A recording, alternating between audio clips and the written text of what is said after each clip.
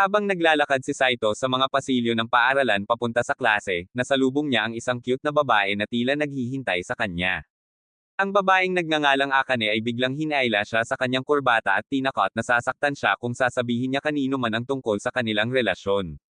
Dito nalaman na sila ay bagong kasal, ngunit si Akane, na mortal na kaaway ni Saito, ay itinuturing siyang pinakabuwisit na tao sa buong paaralan. 4 na araw na ang nakalipas, sinermonan ni Akane si Saito dahil hindi siya naglagay ng effort sa class register at isinulat lamang na, wala namang mahalagang nangyari. Pinaliwanag ni Saito na isang boring na araw lang iyon. Pinagalitan din siya ni Akane dahil hindi niya nilinis ang pisara sa pagtatapos ng klase at dahil nagsulat siya ng isang salawikain na Chino tungkol sa mga demonyo. Dahil naiinis, binaliwala siya ni Saito at sinabing wala namang nagbabasa ng mga iyon. Ngunit iginigiit ni Akane na binabasa niya ang mga iyon. Tinawag ni Saito na abala lang ang lahat ng iyon at inakusahan si Akane na wala nang ibang magawa kundi istorbohin siya. Sagot ni Akane, sinusubukan lang niyang itama ang masama niyang pag-uugali. Biglang dumating ang cute na blonde na si Himari at pinakiusapan si Akane na huwag masyadong maging mahigpit kay Saito. Pinaliwanag ni Akane ang kanyang inis at inakusahan si Saito ng kawalang galang sa klase at sa lahat. Napansin ni Himari na parang may kakaibang obsesyon si Akane kay Saito, bagay na hindi pa naiisip ni Akane. Napagtanto ni Akane na tuwing nakikita niya si Saito, umiinit ang kanyang ulo at gusto niya itong saktan. Isa pang babae, si Shisei, na pinsan ni Saito at hinahangaan ng mga kaklase dahil sa kanyang kabaitan, ang pumagitna sa pagtatalo. Tinanong ni Shisei kung bakit sila nag-aaway na naman. Ipinaliwanag ni Saito na hindi naman iyon away at inaaway lang siya ni Akane ng walang dahilan. Nakisimpatya si Shisei at pinakalma si Saito habang sinabi ni Himari na baka may gusto si Akane sa kanya. Kapwa mariing itinanggi ni na Akane at Saito ang ideya at sinabing kahit maguno ang mundo, hindi sila maaaring magkatuluyan. Pagkatapos ng klase, tumawag ang lolo ni Saito na si Hojo at sinabing pumunta siya sa kanilang bahay, ngunit tumanggi si Saito. Paalala ni Hojo na mamanahin niya ang malaking kumpanya, ngunit tuloy ang pagtanggi ni Saito. Nagpadala si Hojo ng mga tao para puwersahin siyang pumunta. Sa sasakyan, tinanong ni Saito kung saan sila pupunta, ngunit tahimik lamang ang driver. Ang Hojo Group ay muntik ng mabangkarote dati, ngunit ginawa itong isang high-tech powerhouse ng kanyang lolo, na hanggang ngayon ay siya pa rin ang namumuno. Pagdating sa bahay ng lolo niya, naabutan niya si Akane na nagtanong agad kung bakit siya naroon. Sagot ni Saito, pinilit lang siya ng lolo niya, at nalaman nilang pareho silang pinilit ng kani-kanilang mga lolo't lola.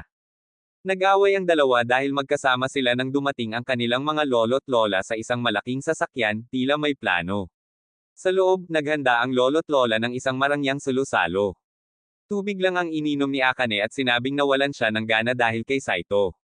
Tinugon nito ni Saito na ang pheromones ni Akane ang nagpapawala ng gana ng lahat. Natawa ang mga lolo't lola sa kanilang pagtatalo dahil naalala nila ang kanilang kabataan.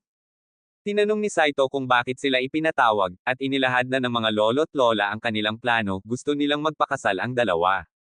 Nanlaki ang mata ng mga kabataan sa sorpresa. Ipinaliwanag ng mga lolo't lola na sila ay nagmahalan noong high school ngunit hindi natuloy dahil sa mga alitan. Ngayon, nais nilang maipagpatuloy ang kanilang pag-ibig sa pamamagitan ng kanilang mga apo. Tumanggi ang mga kabataan at sinabing hindi sila maaaring pilitin sa kasal.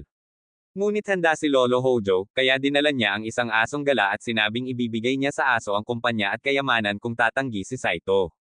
Tinawag ni Saito ang kanyang lolo na baliw, ngunit handang sirain ni Hojo ang kumpanya para makuha ang gusto niya. Samantala, bumulong si Lola Chio kay Akane ng kung anong bagay na ikinapanak niya. Hinimok ng lola na isipin ang pangmatagalang benepisyo at binigyan sila ng 3 araw para magdesisyon. Sa pag-uwi, tinanong ni Akane si Saito kung balak ba niyang pakasalan siya. Hindi makasagot si Saito at tinanong kung ano ang sinabi ng lola niya, ngunit tumanggi si Akane na sagutin. Paulit-ulit na nagtatanong si Saito, ngunit nanatiling tahimik si Akane. Kinagabihan, nakahiga si Akane sa kama at naalala ang selos at inis niya nang malamang nalampasan siya ni Saito sa rangkang ng paaralan. Litong-lito, tinawagan niya si Himari para tanungin kung ano ang gagawin nito kung mapipilitin siyang magpakasal sa taong ayaw niya. Sagot ni Himari, tatanggi siya, lalo na't may gusto na siyang iba. Nagulat si Akane at tinanong kung sino iyon, ngunit nagulat din si Himari sa biglaang interes ng kaibigan at biniro siyang hindi niya sasabihin kung sino iyon. Tinanong naman ni Himari kung may gusto ba si Akane sa kahit sino. Sagot ni Akane, gusto lang niyang mawala ang isang tao, mas mabuti pa raw na tamaan ng meteor. Sa narinig, iminungkahi ni Himari na pumayag si Akane sa kasal dahil masaya naman daw na may makakasama sa buhay.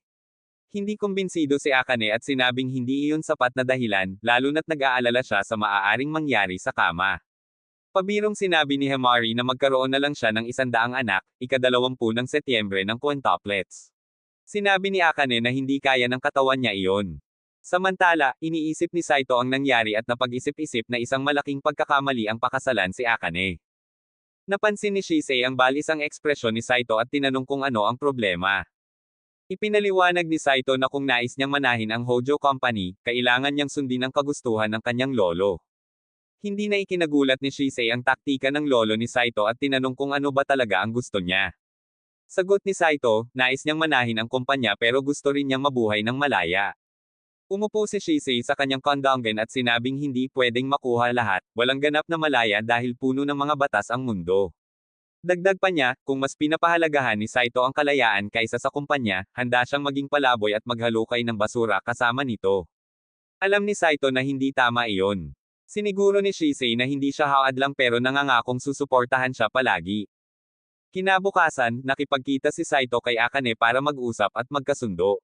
Makalipas ang 3 araw, nagharap sila sa kanilang mga lolo at lola para ipahayag ang desisyon nila. Kapwa silang pumayag na magpakasal, na ikinagulat nila dahil hindi naman sila nagkaayos, ngunit pareho nilang napagdesisyonang iyon ang pinakamainam na opsyon. Inakala ni Saito na magaganap ang kasal pagkatapos ng graduation, ngunit itama siya ng lolo niya, magsisimula na agad ito. Naihanda na nila ang lahat, kabilang na ang isang bagong bahay para sa mag-asawa. Dinala ng mga lolo't lola ang dalawa sa bahay na bagong gawang, kumpleto sa kagamitan at puno ng kanilang mga gamit. Para matiyak na hindi sila tatakas, tapos na rin ang mga papeles ng kasal. Pagkatapos nito, iniwan sila ng mga lolo't lola. Nagmakaawa si Akane sa kanyang lola na ibalik siya, ngunit tumanggi ito at umalis. Inakusahan ni Akane si Saito na ginawang miserable ang magandang bahay, habang sinisi naman ni Saito si Akane dahil sinira nito ang pangarap niyang magkaroon ng bachelor pad. Sa banyo, nadiskubre nila ang heart-shaped jacuzzi na parehong nagbigay sa kanila ng pagkailang. Natagpuan ni Saito ang isang study room at planong gamitin ito para sa pribadong oras. Narinig niya ang sigaw ni Akane mula sa master bedroom. Dali-dali siyang pumunta at natuklasan nilang iisa lang ang kama. Galit na tinawagan ni Saito ang lolo niya para magreklamo, ngunit sinabi nito na ganyan ang buhay may asawa, kailangang sundin ang mga patakaran, bawal matulog sa sahig o sofa, at kailangang mag-share sa kama. Biniro pa ni Lola Chio si Akane na maghanda dahil haharapin niya si Saito sa gabi, ngunit mariing tumanggi si Akane. Habang naririnig iyon, naisip ni Saito kung may mga nakatagong kamera o sensor sa bahay. Natakot si Akane at tinanong kung may binabalak si Saito laban sa kanya. Naguluhan si Saito at sinabing wala siyang alam. Inakusahan siya ni Akane na tinitingnan siya mula ulo hanggang paa at iniisip ang mga maruruming bagay buong araw. Tumanggi si Saito at sinabing hindi niya iyon gagawin. Tumakbo palabas si Akane na dala ang isang lapis bilang panangga. Nang magdadala si Akane ng mga kahon paakyat, nadulas siya at muntik nang mahulog, ngunit nasalo siya ni Saito. Nagpasalamat si Akane ngunit agad binawi ang pasasalamat nang maalala kung sino ang sumalo sa kanya. Para sa hapunan, iniwan ng mga lolo't lola ang isang pizza, dahil inakala nilang magiging abala ang dalawa. Inalok ni Saito si Akane ng isang slice, ngunit sinisi siya nito na parang nagpapanggap silang mag-asawa. Sagot ni Saito, hindi naman kailangang kasal para kumain ng sabay. Walang magawa, kinuha ni Akane ang slice at tumakbo palayo. Kinagabihan, habang nakahiga si Saito sa kama, pumasok si Akane, namumula ang pisngi.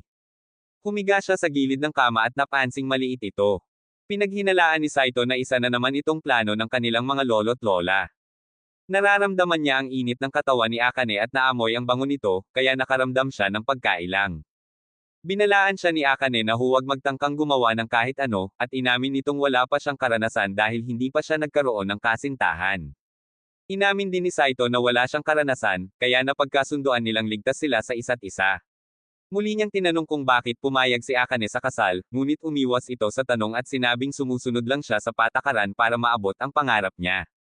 Natakot si Saito na isa sa mga patakaran ay ang pagkakaroon ng mga anak.